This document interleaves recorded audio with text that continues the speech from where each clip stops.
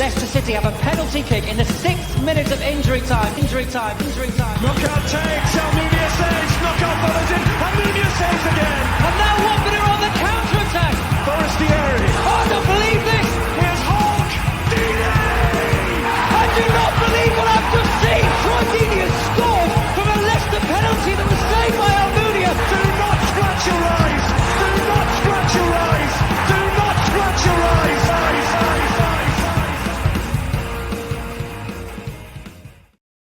Hello and welcome to Do Not Scratch Your Eyes. Joining us this time for the opposition view, Ben from the Tilehurst end. Hello, how are you? I'm good, thanks, Justin. Yeah, not too bad. Looking forward to Saturday to try and get back to winning ways, hopefully. Yeah, I was going to say fingers crossed for one of us, not necessarily both, but there we go. It's an odd one to do a preview here because, of course, we've only just played you. And we played you earlier on in the season, but we haven't really had a chance for reasons because the Watford home game was postponed because of the passing of the Queen. So it got delayed and then all sorts of things went on.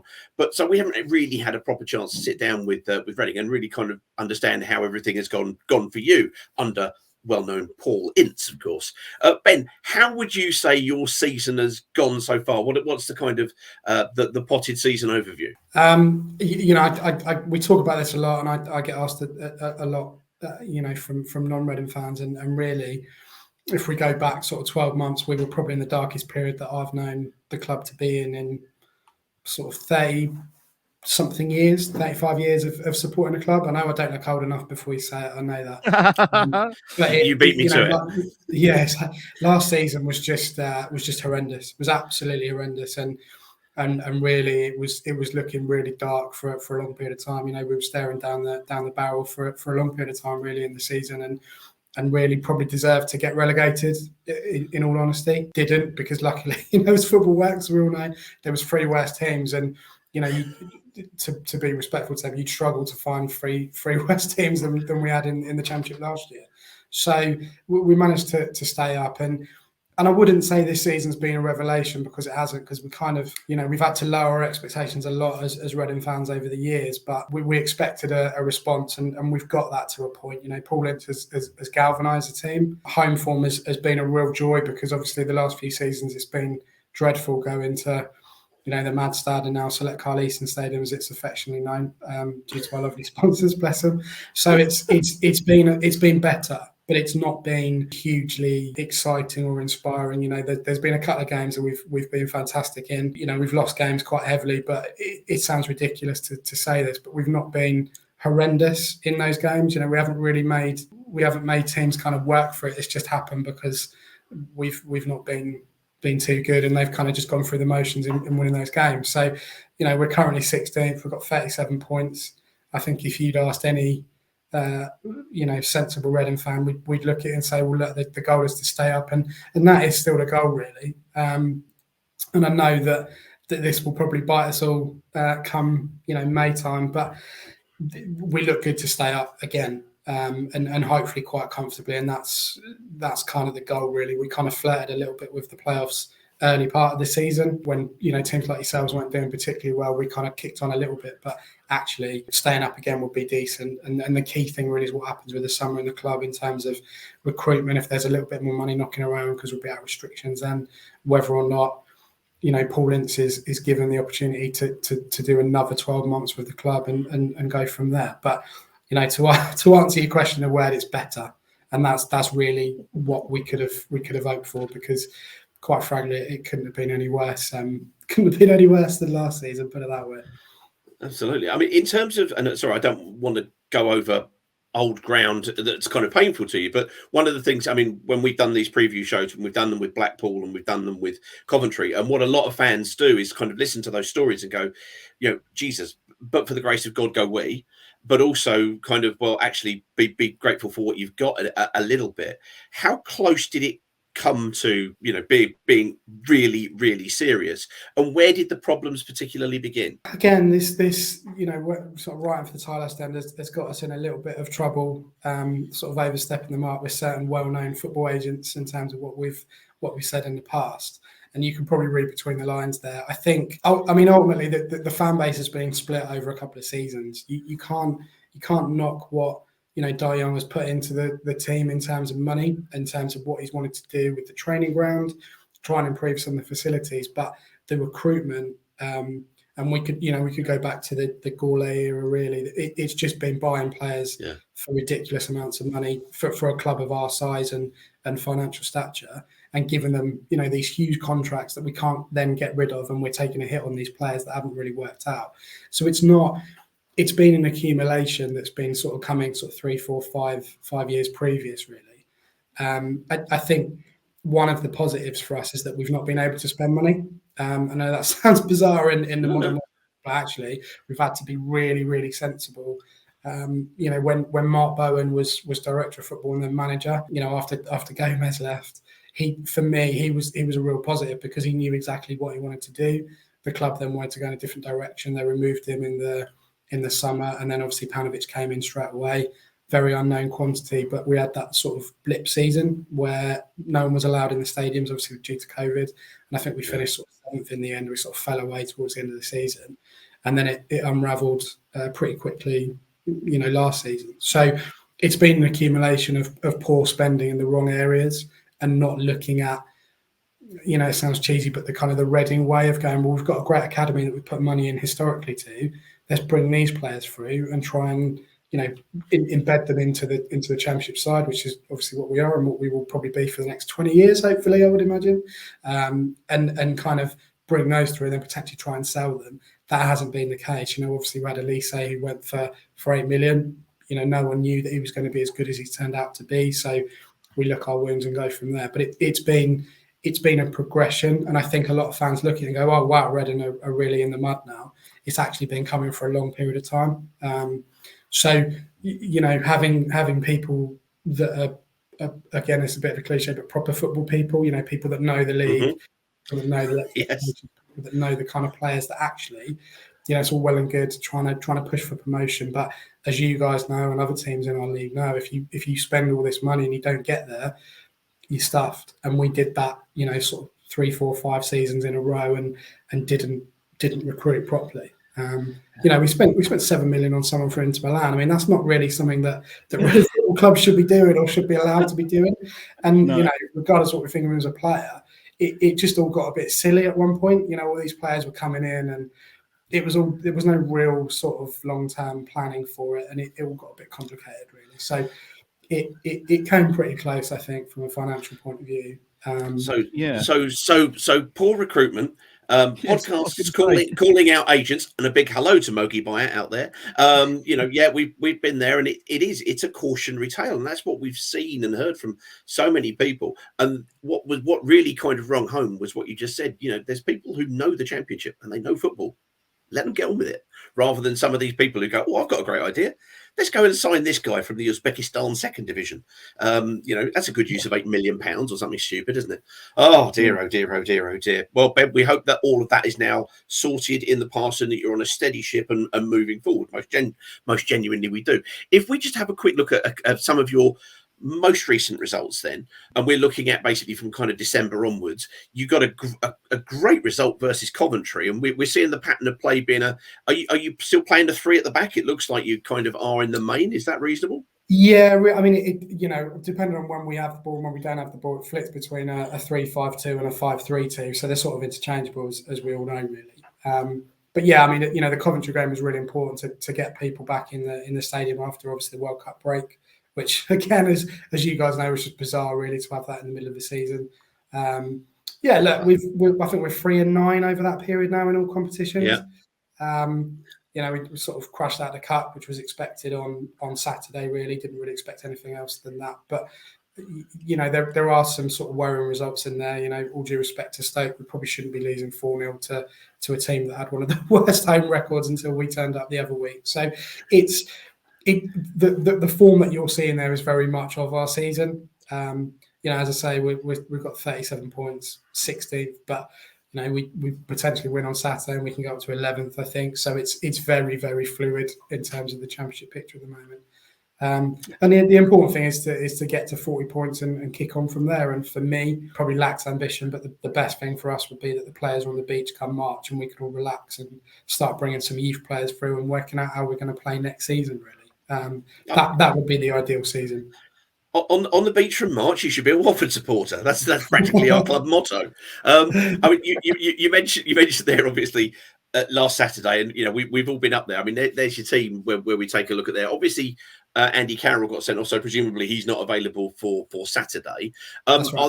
Are there many changes to that you would expect to see, or would that be what you would consider to be your league team? Obviously we as a club, put out 16 and 17-year-olds in the cup, and we get our asses handed to us as a result. But is that what you kind of be expecting with Yao, with Ince behind him, because he's always a difficult one? Yeah, I think it was difficult for Ince on Saturday because obviously we took a lot of fans up there. We sold out the away end in sort of under half an hour, which for previous seasons is pretty good going. And it was difficult because if he chucked all the youngsters in, there's a chance we could get really humiliated. It probably doesn't respect the kind of commitment that the fans would, in terms of financial, but also time commitment going up there on Saturday at 8 o'clock. So it was a little bit of a surprise to see him play as strong a team as that. Personnel wise, strikers for me are kind of interchangeable, really. Carroll and Jow just doesn't work in any game, let alone against Manchester United at Old Trafford. So they're one and the same. I think there's an argument that Long could come in, Mayte could come in as well alongside Jow potentially if he's going to stick with that too. But on the whole, you would expect to see that team there or thereabouts play. The other one that might come in is Mbenge if he wants to potentially rest someone at the back. He's kind of down as a midfielder, and we kind of signed him from Metz in the summer, just giving him a longer term deal in the last couple of weeks, and he actually scored on Saturday. But yeah, give or take, that's pretty much what you'll expect, which doesn't help us because opposition like you just go, well, okay, well, we know what we're doing, so this is what we'll do to play around it, sort of thing. And I think my frustration is really that we haven't taken it to teams enough this season. We've kind of let them play against us rather than the other way around. So, yeah, what you're looking at there is pretty much what will happen on Saturday. Yes, Shane Long, a player who strikes fear at the very heart of Watford for the first 8 seconds of a game and the last 8 seconds of a game, because he did it when we were at your place the other few weeks ago. When he was at Southampton, he scored the fastest goal in Premier League history after 8 seconds. I mean, let's face it, we are used to seeing 50 Shades of Shite, but even us, we were going, oh, hang on, I haven't even sat down yet. It was just ridiculous. So yeah, I missed it. I got held up. Well, exactly. Yeah, totally missed it. Yeah. Yeah. So when you came down to us, when was that in the end? That was probably sort of November time, wasn't it? When we eventually played you at home, wasn't it? We won that 2-0, didn't we? If I remember rightly, is that correct? That was it. Indeed. Two goals from Yao Pedro. Yeah, there you go. It wasn't a great game, was it? As I remember, it was a pretty poor game. It was awful. Neither team really seemed very interested in going forward. They seemed to be playing, 90 degrees for the game, just kind of keeping the ball and moving about. And it was also strange because I have to ask you this, Ben, what's going on with your away kit, sir? It was like somebody decided to play in shirts and skins. I was like, oh my God, flashback to school days. Yeah, and that's, to be fair, that is one of the positives that we had going into sort of the pre-season, because that came out and everyone was like, oh yeah, it's different for Reading, and we've got quite a nice black one as well, like a third kit, which is very kind of mid-table Premier League stuff. To bring out a third kit, I thought that was pretty exciting, really. So yeah, the kits have had a bit of focus, and obviously what the climate stripes on the home one as well, which aesthetically looks dreadful with the hoops, but actually there's a good message behind it. So it's that's kind of been an interesting one this season, definitely. Yeah, and obviously we played you in the cup not so long ago. That wasn't a particularly good day for us. Having watched that match, God, I wish I hadn't bothered because it was pretty poor. But we didn't really have a full strength team out, did we, Peter? It was kind of a bit of a hodgepodge. No, we didn't. But in fairness, we probably won't have a full string out on Saturday either, because a number of those youth team players have come on. And in fairness, I think we'll look at that game where we came to you in the cup as actually quite a good day, because for the first time in ages we put the academy players front and forward, and they learned an awful lot, because the following week, and I'm sure you'd have seen it because the press got all over it, was one of the lads who came on in the second half against you, Toby Adeyemo, got the first goal for Watford against Blackpool in the 72nd minute on the Graham Taylor day, and the 72nd minute he died when he was 72. It was the most iconic thing possible. So we're suddenly seeing a little bit of freshness and less cynicism because we're playing some of the youth team players, mainly because of all of our other players are completely crocked all the time. Go figure. Expensive players. Never mind. Anyway, we should get to where the rubber hits the road, because you don't know this, Ben, but we have been running the single worst prediction league that's ever been. And if there are challenges to this title, I'd like to see them, because the prediction league is basically, it's really easy. We've gone through every single league game, and the opponents are, you're playing on behalf of the EFL Championship. You may hate every single one of them, but you're playing with them. Justin was top of the table for quite some time, but has had a very poor run since basically the start of November. You've only got a point since then.